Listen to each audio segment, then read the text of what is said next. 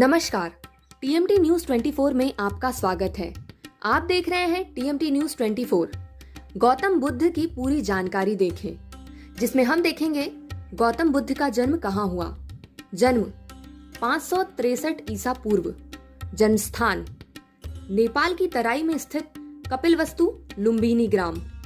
मृत्यु 483 ईसा पूर्व। मृत्यु स्थान कुशीनारा, मल्ल गणराज्य। जन्मवंश शाक्य। बचपन का नाम सिद्धार्थ। पिता सुद्धोधन, माता महामाया। पालन पोषण वाली विमाता मौसी महाप्रजापति गौतमी। पत्नी यशोधरा। पुत्र राहुल। सारथी चन्ना। गृहत्याग 29 वर्ष की आयु। ज्ञान प्राप्ति की अवस्था 35 वर्ष की आयु। ज्ञान प्राप्ति का स्थान बोधगया, बिहार। ज्ञान प्राप्ति के बाद नाम गौतम बुद्ध, महात्मा बुद्ध, तथागत। प्रथम गुरु अलार कलाम। द्वितीय गुरु उद्दालक रामपुत्र। सबसे प्रिय शिष्य उपाली। प्रथम उपदेश सारनाथ, ऋषिपत्तनम। सर्वाधिक उपदेश श्रावस्ती। अंतिम उपदेश पावा या पावापुरी, बिहार। गौतम बुद्ध का जन्म कब हुआ था? भारतीय और सिंहली श्रीलंका परंपरा के अनुसार बुद्ध का जन्म 563 ईसा पूर्व में हुआ। सिंहली परंपरा के अनुसार महात्मा बुद्ध का जन्म 624 ईसा पूर्व में माना गया है। इस वर्ष को आधार लेकर भारत सरकार ने 1956 में महात्मा बुद्ध का 25वां जन्मदिन बनाया था। गौतम बुद्ध का जन्म कहाँ हुआ? गौतम बुद्ध का जन्म नेपाल की तराई में स्थित कपिलवस्तु लुम्बिनी ग्राम में हुआ था। इसका पता रुम्मनदेई स्तंभ लेख से चलता है। गौतम बुद्ध का बचपन।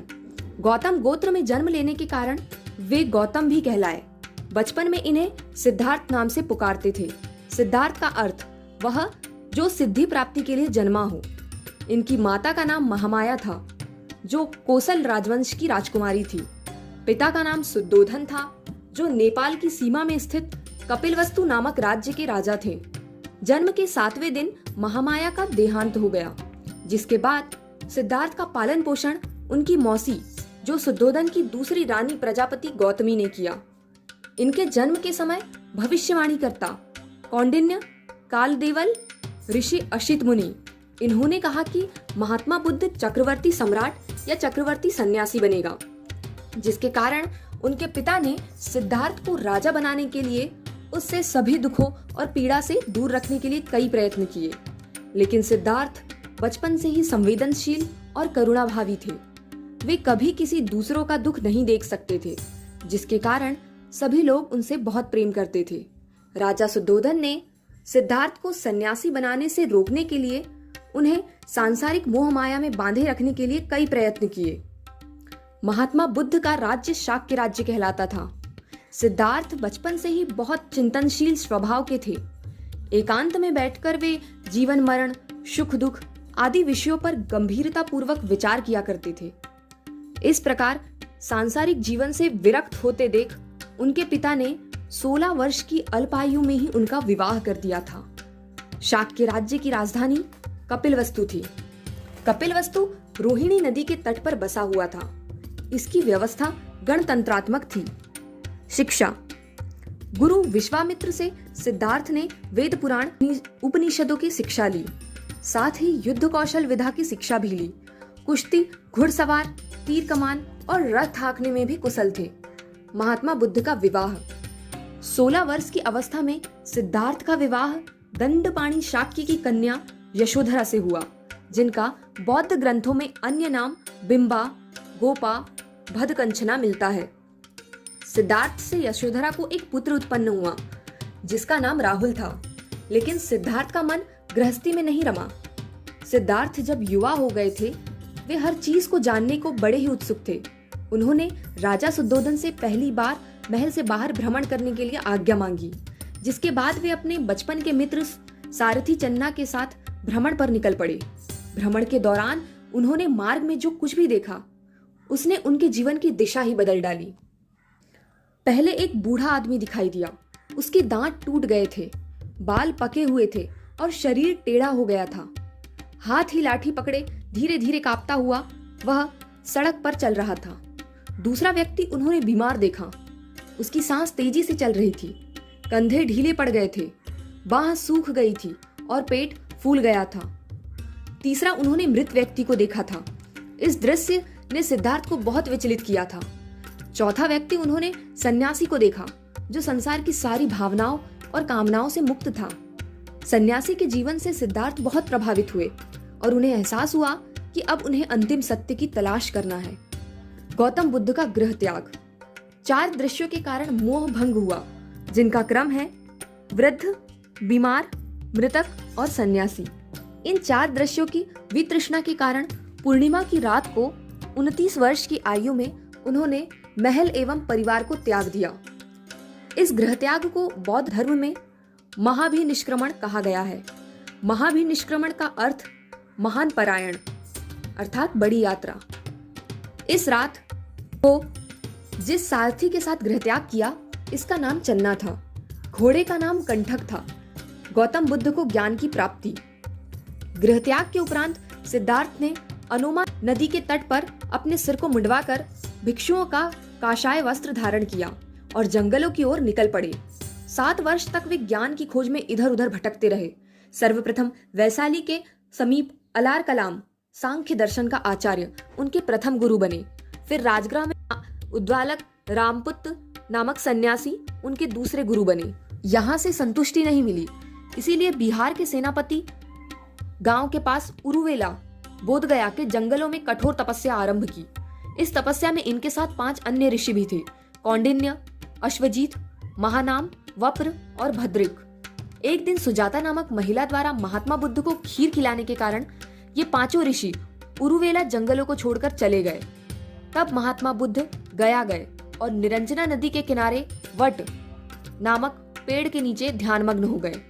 बिना अन्न जल के 6 वर्ष की कठिन तपस्या के बाद उन्हें 35 वर्ष की आयु में वैशाख की पूर्णिमा की रात निरंजना नदी के किनारे पीपल वृक्ष के नीचे ज्ञान प्राप्त हुआ।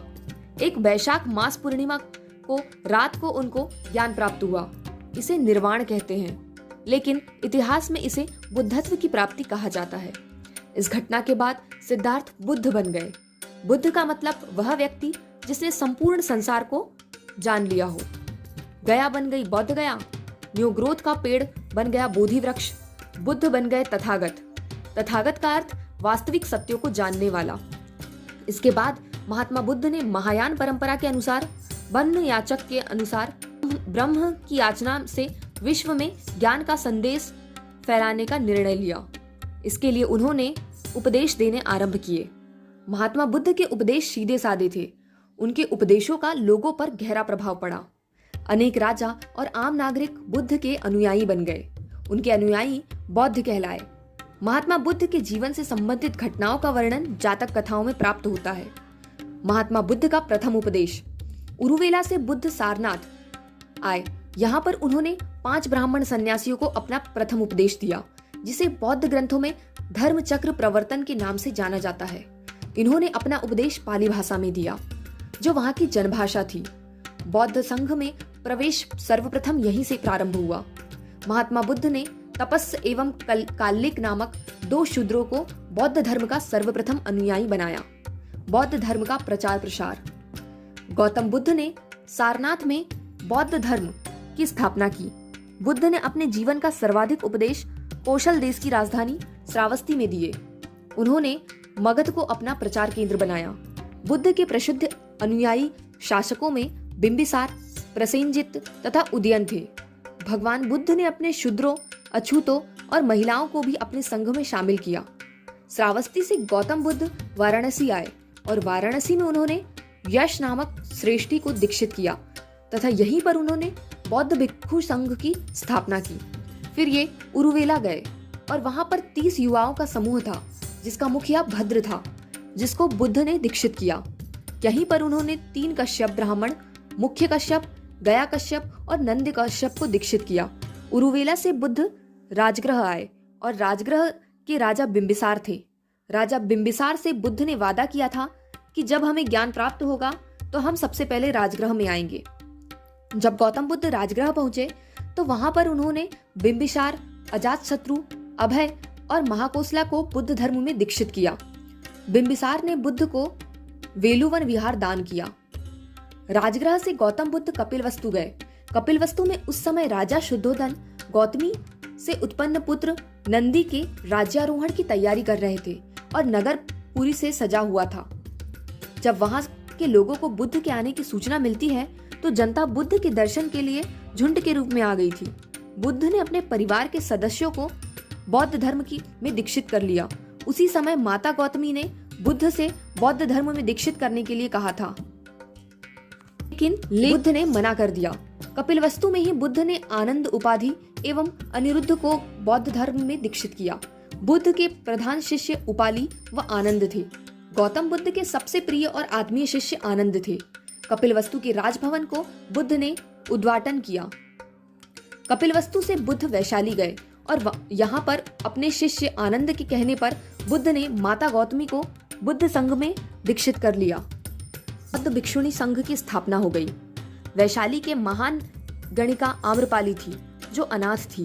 कहा जाता है कि वैशाली के एक सामंत ने उनका पालन पोषण किया था। आम्रपाली को बुद्ध ने बौद्ध संघ में दीक्षित कर लिया। आम्रपाली ने बुद्ध को आम्रवाटिका विहार दान में दिया। मृत्यु से पूर्व कुशीनगर के परिव्राजक सुबुद्ध को उन्होंने अपना अंतिम उपदेश दिया। बौद्ध धर्म का प्रचार प्रसार करते हुए अंतिम उपदेश बुद्ध ने मल्ल गणराज्य की राजधानी पावा या पावापुरी बिहार में दिया। महापरिनिर्वाण के बाद बुद्ध के अवशेषों को 8 भागों में विभाजित किया गया। महात्मा बुद्ध की मृत्यु कहाँ हुई थी?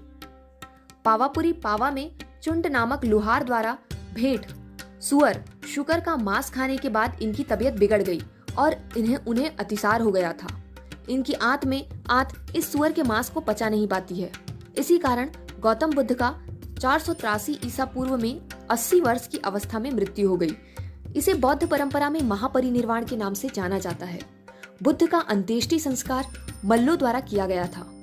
बुद्ध के जीवन से संबंधित बौद्ध धर्म के प्रमुख प्रतीक चिन्ह: जन्म वृषभ, हाथी कमल, महाभिनिष्क्रमण घोड़ा, ज्ञान पीपल या बोधि वृक्ष, संबोधि वृक्ष, धर्म चक्राप्रवर्तन चक्र, महापरिनिर्वाण स्तूप या पदचिन्ह। प्रमुख स्थान: लुम्बिनी नेपाल जन्म, बोधगया बिहार ज्ञान की प्राप्ति, सारनाथ उत्तर प्रदेश प्रथम उपदेश, धम्मचक्र प्रवर्तन, कुशीनगर बिहार परिनिर्वाण, राजगृह बिहार नाला हस्ती दमन, श्रावस्ती उत्तर प्रदेश जैतवन बौद्ध विहार का निर्माण सबसे ज्यादा उपदेश दिए गए।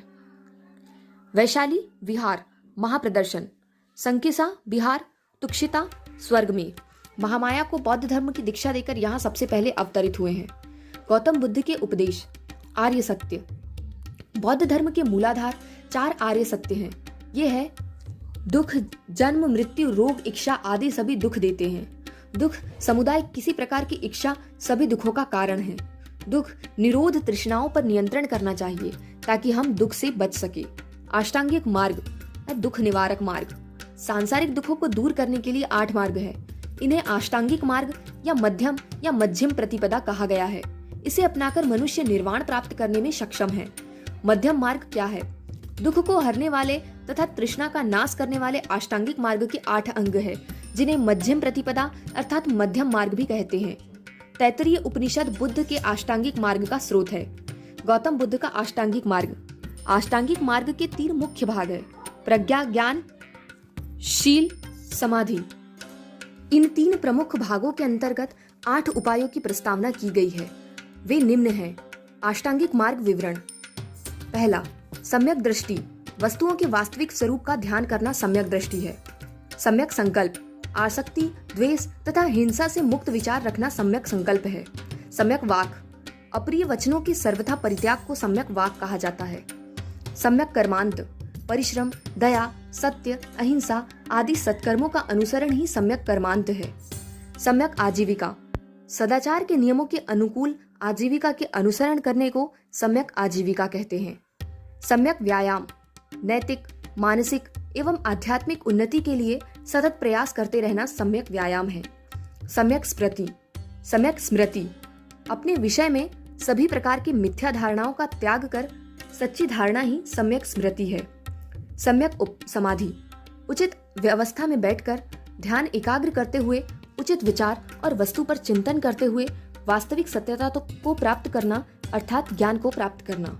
बौद्ध धर्म में 10 शील सत्य, अहिंसा, अष्टेय, अपरिग्रह, परोपकार, शय्या का त्याग, सुगंधित द्रव का त्याग, कर्मवाद एवं पुनर्जन्म।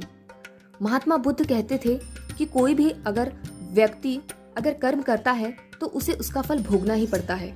बुद्ध ने ईश्वर और आत्मा के अस्तित्व को अस्वीकार किया था तथा पुनर्जन्म को उन्होंने स्वीकार कर लिया था। बौद्ध धर्म की विशेषताएं। बौद्ध धर्म के त्रिरत्न बुद्ध, धम्म तथा संघ। त्रिकर्म शारीरिक, वाचिक, मानसिक ये त्रिकर्म है। अष्टांगिक मार्ग को भिक्षुओं का कल्याण मित्र कहा गया। बौद्ध धर्म के अनुसार मनुष्य के जीवन का परम लक्ष्य है निर्वाण प्राप्ति। निर्वाण का अर्थ है दीपक का बुझ जाना अर्थात जीवन मरण के चक्र से मुक्त हो जाना। यह निर्वाण इसी जन्म से प्राप्त हो सकता है, किंतु महापरिनिर्वाण मृत्यु के बाद ही संभव है। बुद्ध ने 10 शीलों के अनुशीलन को नैतिक जीवन का आधार बनाया है। जिस प्रकार दुख समुदाय का कारण जन्म है, उसी प्रकार जन्म का कारण अज्ञानता का चक्र है। इस अज्ञान रूपी चक्र को प्रतीत्य समुत्पाद कहा जाता है। प्रतीत्य समुत्पाद ही बुद्ध के उपदेशों का सार एवं उनकी संपूर्ण शिक्षाओं का आधार स्तंभ है। प्रतीत्य समुत्पाद का शाब्दिक अर्थ है प्रतीत्य किसी वस्तु के होने पर, समुत्पाद अर्थात किसी अन्य वस्तु की उत्पत्ति। प्रतीत्य समुत्पाद के 12 क्रम हैं, जिन्हें द्वादश निदान कहा जाता है, जिसमें संबंधित है जाति, जरा मरण, अविद्या, संस्कार, विज्ञान, नाम रूप, स्पर्श, तृष्णा, वेदना, षडायतन, भव और उपादान। प्रतीत्य समुत्पाद में ही अन्य सिद्धांत जैसे क्षण भंगवाद तथा नैरात्मवाद आदि समाहित है। बौद्ध धर्म मूलतः अनिश्वरवादी है। वास्तव में बुद्ध ने ईश्वर के स्थान पर मानव प्रतिष्ठा पर ही बल दिया। बौद्ध धर्म अनात्मवादी है। इसमें आत्मा की परिकल्पना नहीं की गई है। यह पुनर्जन्म में विश्वास करता है। अनात्मवाद को नैरात्मवाद भी कहा जाता है। बौद्ध धर्म ने वर्ण व्यवस्था एवं जाति प्रथा का विरोध किया। बौद्ध संघ का दरवाजा हर जातियों के लिए खुला था। स्त्रियों को भी संघ में प्रवेश का अधिकार प्राप्त था। इस प्रकार वह स्त्रियों के अधिकारों का हिमायती था। संघ की सभा में प्रस्ताव का पाठ होता था। प्रस्ताव पाठ को अनुसावन कहते थे। सभा की वैध कार्यवाही के लिए न्यूनतम संख्या कोरम 20 थी।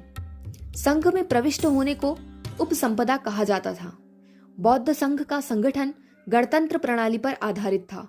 संघ में चोर, हत्यारों, ऋणी व्यक्तियों, राजा के सेवक, दास तथा रोगी व्यक्तियों का प्रवेश वर्जित था।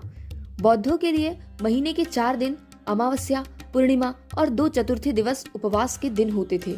अमावस्या, पूर्णिमा तथा 2 चतुर्थी दिवस को बौद्ध धर्म में उपोसत अर्थात उपवास दिवस मनाया जाता है, जिसे श्रीलंका में रोजा के नाम से जाना जाता है। बौद्धों का सबसे पवित्र एवं महत्वपूर्ण त्योहार बैसाख पूर्णिमा है, जिसे बुद्ध पूर्णिमा के नाम से भी जाना जाता है। बौद्ध धर्म में बुद्ध पूर्णिमा के दिन का इसीलिए महत्व है क्योंकि इसी दिन बुद्ध का जन्म, ज्ञान की प्राप्ति और महापरिनिर्वाण की प्राप्ति हुई। महात्मा बुद्ध से जुड़े 8 स्थान लुम्बिनी, गया, सारनाथ, कुशीनगर, श्रावस्ती, संकाश्य, राजगृह तथा वैशाली को बौद्ध ग्रंथों में अष्ट महास्थान नाम से जाना गया। बौद्ध धर्म वेदों को नहीं मानते हैं, इसीलिए इन्हें नास्तिक कहते हैं। संसार से विमुख होने की बात करता है, इसीलिए निर्वृत्ति मार्गी है। सृष्टि के रचयिता के रूप में ईश्वर को नहीं मानता है। महात्मा बुद्ध के मंदिर और मूर्तियां। बौद्धों का सबसे प्रसिद्ध मंदिर बोराबदुर जावा द्वीप इंडोनेशिया में है। निर्माण समय 750 से 800 ईसा पूर्व। निर्माणकर्ता शैलेंद्र वंशज। 3 मूर्तियां प्रसिद्ध है।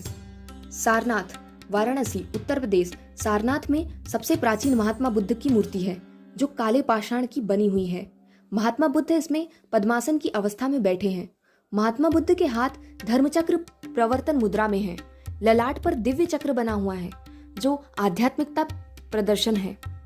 उनके सिर पर बाल कुंचित घुंडीदार किए हुए हैं जो यूनानी प्रभाव को दिखाता है। दूसरा, मथुरा, उत्तर प्रदेश। मथुरा में महात्मा बुद्ध की मूर्ति है जो लाल पाषाण की बनी हुई है।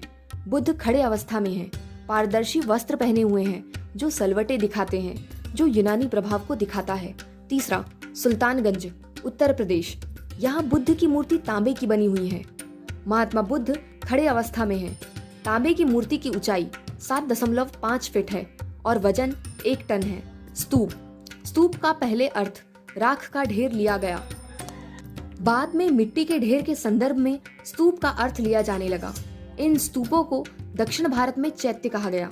स्तूप जहां उत्तरी भारत में पत्थर और ईंटों को जोड़कर बनाए जाते थे, वहीं चैत्य दक्षिण भारत में पर्वतों की चट्टान को काटकर बनाए गए।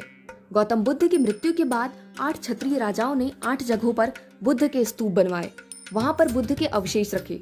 क्षत्रिय राजा स्थान: पहला, अजातशत्रु राजगृह, बिहार।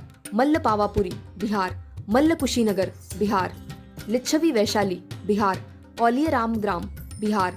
बुली अलकल्प, ब्राह्मण वेटदीप, उत्तर प्रदेश। शाक्य कपिलवस्तु, बिहार। गौतम बुद्ध से संबंधित महत्वपूर्ण प्रश्न। गौतम बुद्ध का जन्म कब हुआ था? 563 ईसा पूर्व। गौतम बुद्ध का जन्म कहाँ हुआ था? नेपाल की तराई में स्थित कपिलवस्तु लुम्बिनी ग्राम।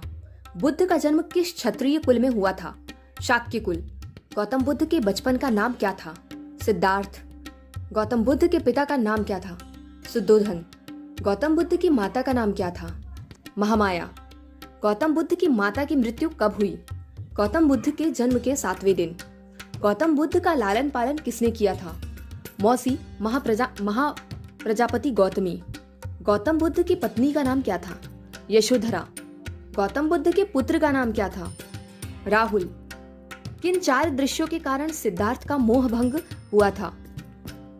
क्रम है वृद्ध, बीमार, मृतक और सन्यासी। सिद्धार्थ ने कब गृह त्याग किया था?